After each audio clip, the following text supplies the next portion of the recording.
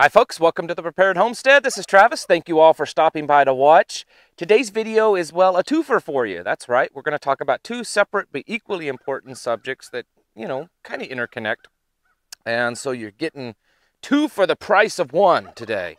The first one may sound boring, but I don't think it is. So just bear with me on the first half of the video, because I want to talk about what I feel are some pretty important books. It's been around for a long time for prepared homesteaders that just don't get talked about a lot, I think, because they've been around for so long and there's so many new books out there. But these things, they're amazing. And then we're going to talk about something, again, that we talk about from time to time. But I have new information, and it's the economy and the coming economic crash and what some very important experts are saying about it. So I hope you stay tuned for the whole video to watch everything. Before we get started, I want to again mention that we're having a local meeting here coming up less than a week. So for you Ozarkers or people that are willing to travel, it is in Texas County, Missouri, which is kind of the central part of the Missouri Ozarks. It's March 21st, which is Sunday at 2 p.m. If you want some detailed information about it, or let me know that you're coming, which would be helpful, go ahead and shoot me an email at preparedhomestead@protonmail.com. There's a link in the description below. I'm not going to put out the details and location here because this is way too public for just anyone to see. So I hope you'll respect that. But we'll respond to your email and give you the information that you need or ask for the meeting. All right, now on to the first part of this video. I know that books may not sound that exciting to talk about, but as most of you prepared homesteaders know, they are an important part of your prepared and homestead journey because you can learn so much from them. There are a lot of good books out there, and I'm not saying that they're not good books.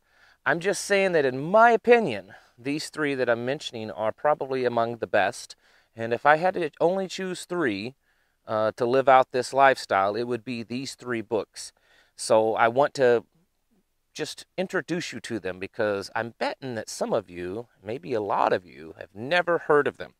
The first one is actually not one of the three. It's this one, of course. And you should have this, I would hope. And you should be reading it also. But I just wanted to throw that out there. All right, on to the three. The first one is this. It's Peterson's Field Guide to Medicinal Plants and Herbs. Now, I'm just going to briefly mention these, but I am doing a detailed review of them because I just think that these three books are really important, and I'll be doing it on my Patreon page. So if you want to see the detailed, where I go into what's actually in these books so you know whether or not it'd be something for you to add to your collection. This one, as an herbalist personally, this is my go-to book.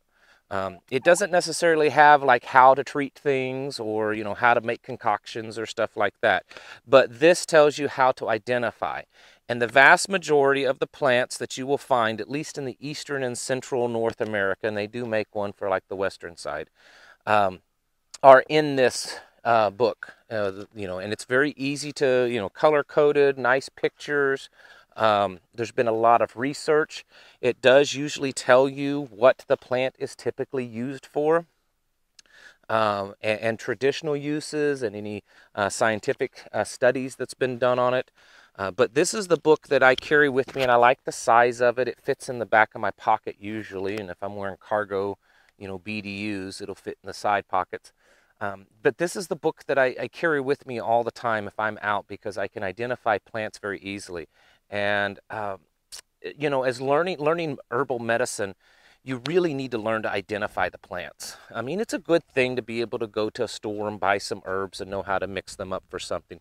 But the real trick is to know how to identify and use them, because you may not always have access to that store to go buy stuff. And you don't know the quality. Whereas if you're getting it yourself and it's wild crafted, I mean, you're harvesting it from the wild and it's not grown, it's going to be a lot better plant. But anyways, I absolutely love this book. This is how I've learned over the years. I actually recently ordered this one because it's a new edition and my old one was literally falling apart. It was coming apart at the seams. So I broke down and got a new one And just wanted to mention that. All right, next one, as I bend over to grab them. This is a big book, okay? And this book has been around for 50 years or so. And it is probably the absolute best homesteading book on the market. It covers absolutely everything. You might be able to find books that go into more detail on specific subjects, but as far as something that you could go to and probably look up anything that you want to know in the world of country living and homesteading, you'll find it here, and it is the Encyclopedia of Country Living by Carla Emery. She started writing this book in 1969. And she has done an immense amount of research on it. It's almost 1,000 pages. It's like the size of an old telephone book for those of you that remember them. I don't even know if they still make telephone books. But everything from, you know, growing vegetables, how to plant, what to plant, how much to plant, herbs, trees, vines, fruits, all that kind of stuff, how to preserve them, animals, all the different kinds of animals and how to raise them, how to butcher them. You know, in the front, it goes through all kinds of stuff about how to pick property, what to buy, how to buy it, what to look for, suggested books and magazines, on and on, how to, you know, how to do school in the country, alternative energy resources, how to live simple and primitively, what to do in the winter time when it gets cold, giving birth at home, how to care for your dead. I know that's a subject you may not want to talk about, but especially if things start getting worse and the society collapses, you might have to deal with that. And in Missouri, it's legal to care for your own dead and to bury them on your property and for you to handle it yourself. And so some people actually, as strange as that sounds, because we don't do that in modern times, a lot of people still opt for that because that's the way it was done in the old days. Different types of cooking, solar cooking, cast iron cooking, it just goes on and on and on. You know, how to save money, how to take care of yourself health-wise, you know, recipes, and just on and on. It's a really, really good book, okay? And it's on, I think it's on Amazon for like $22 or something. And this is the newest edition, just came out a year or two ago. And like I said, it's a really large book, but super excellent. This other one, the last one, I'm always excited about this book. It's probably one of my favorite books just because it's so full of information. And every time I pick it up and I flip through it, I see something new, I learn something new, and I end up being astonished that someone actually was able to put together this much information in one book. And it is this, Dare to Prepare by Holly Deyo. Her husband Stan Deyo was part of this. And for those of you old school preppers and survivalists, you probably know, are well aware of who Stan Deyo is. He's been, you know, in the prepping movement, and for many years, he was a former government agent, FBI agent, and worked for some very top secret classified stuff. But anyways, this book is absolutely amazing in what it has in it. I believe every prepper should own this book. The first part, well, no, it's not the first part, but one of the early parts, it talks, you know, like first aid. It has lists of things that you need in a first aid kit.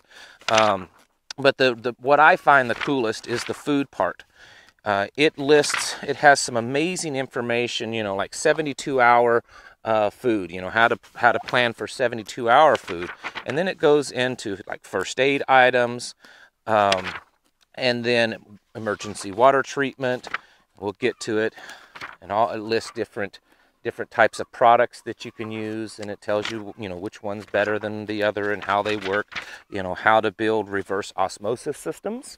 It talks about how to make colloidal silver, solar systems, solar distillation systems. I mean, it's just on and on and on. And then we get to the, this is always my favorite part, food storage charts. It has shelf life, reasonable shelf life at different temperatures. Then it talks about how much of actual food you should put back, and it lists each different items, or at least major items of food that you should put back. for, different family sizes. It lists a lot of the major food manufacturers and how to read the date codes on the product so that you know exactly when it was produced, because the use by date is not it, but there's usually a code on there, and it will actually tell you, if you know how to decipher that code, of when the product was actually produced. It goes into camping gear, and it just keeps going. Fire building, dehydrating food, generators, fuel, solar cooking, communications. How to disinfect and stay healthy, and pet preparedness, and buying gas masks and filters, and how to shelter in place and keep your home filtered from any kind of toxins outside. And then it goes on to like nuclear emergencies, how to build shelters underground, and it gives actual data on like how thick the walls need to be. It tells you, based on the size of a blast, where the safe zones are, how much radiation could be fallout. Very detailed information that they've gotten from a lot of government military sources. Earthquake preparedness, flood preparedness, sanitation after floods, hurricanes, tornadoes, volcanoes, power, grid down scenario, pandemics, real pandemics, financial meltdowns, on and on. This book is absolutely amazing. It's a little bit more than these other books. This one's about $40, but they do sell it on Amazon. This is the newest edition of it, and I'm telling you, it would come out last year. This book is amazing. I've got another one I've shown before on here, and it completely fell apart. And I went through and I punched holes in it, and I put it in a big 3-ring binder. And that was like, I think their first edition. And so this is their latest one. It's got a lot of updated information, new technologies, new things out there. But I'm telling you, folks, this is really good. All right, I've spent too much time on the books because I geek out on books. Sorry. Now, what I wanted to talk about with this economic collapse stuff, I don't think any of you don't know about this, right? I think you're all well aware, and if you're not, boy, you better get yourself up to speed, because with all the major possibilities of things happening out there that could cause major SHTFs, I mean, we're living in an SHTF, but we're talking to the level that it would absolutely collapse this nation, that it would send us back to the Stone Age, that it would cause us to be a third world country, a real third world country, absolutely collapse. Financial collapse is one of those few that can do that. In fact, there's a few things out there that preppers talk about that could potentially be so catastrophic that it affects just everything. And I mean everything, and an economic collapse is one of those. And I did a video just a couple of weeks ago comparing the inflating of our dollar as compared to Germany back in the 1920s when they hyperinflated their currency, and Venezuela just 10 years ago or less when they hyperinflated, what was less than 10 years, 5 or 6 years ago, when they hyperinflated their currency. So what I want to talk today, though, are about two gentlemen that are very well known and respected, considered experts in the economy, in the stock market, and in the financial realm. And they have both recently come out, not just making predictions, because a lot of these guys do, these hedge fund managers, they make these predictions all the time. And these bets, they place bets on whether this will do good or not.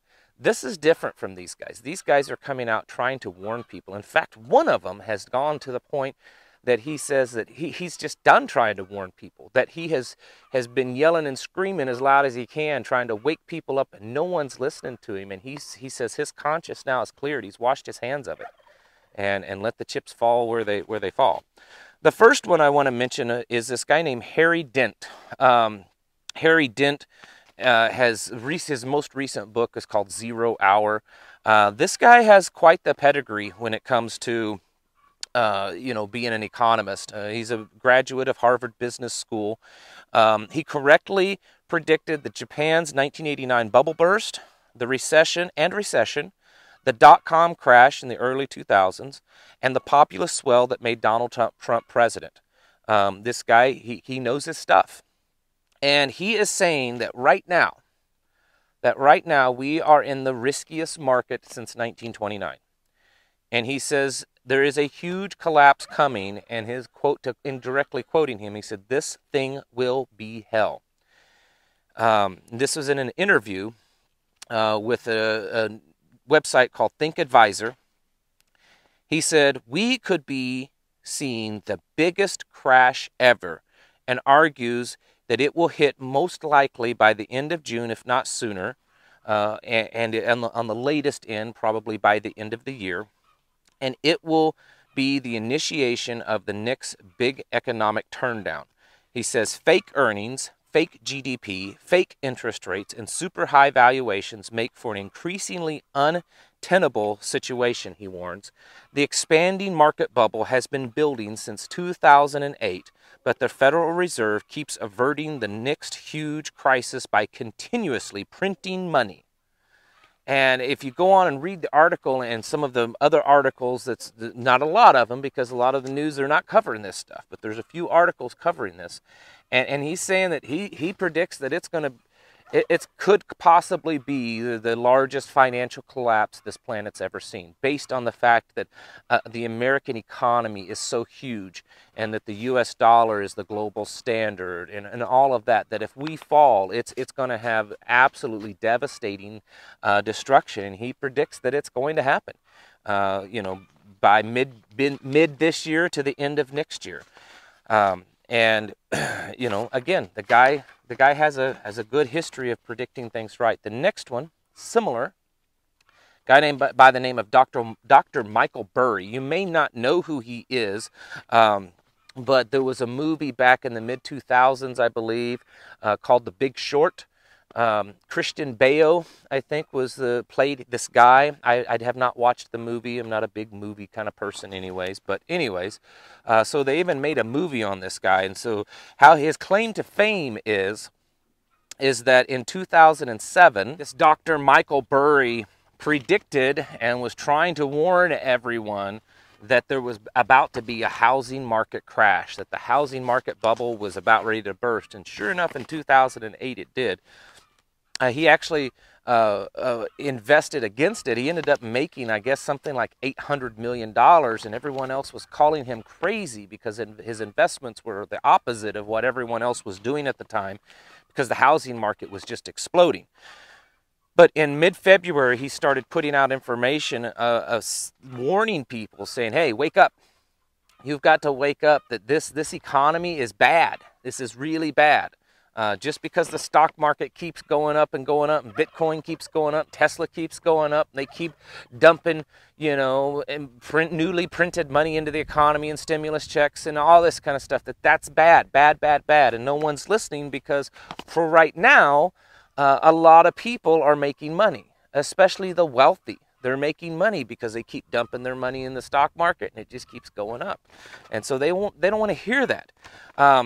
I'm not going to read the whole article, but just some highlights.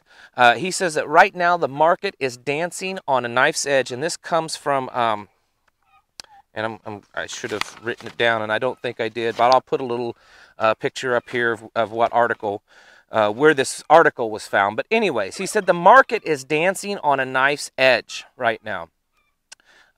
He goes on, and this was the part that really stood out to me.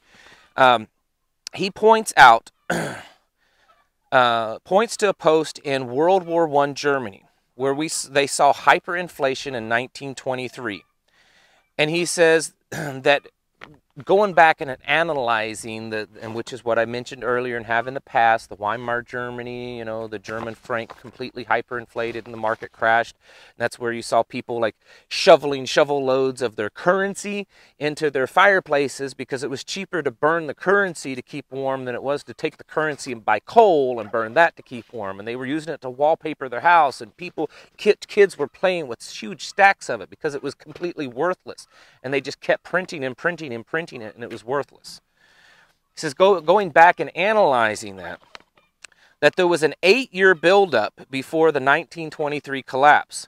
And he says there's parallels in how that happened from, if you look from events here in the United States from 2010, which is just after the housing collapse of 2008. So the recovery from 2008.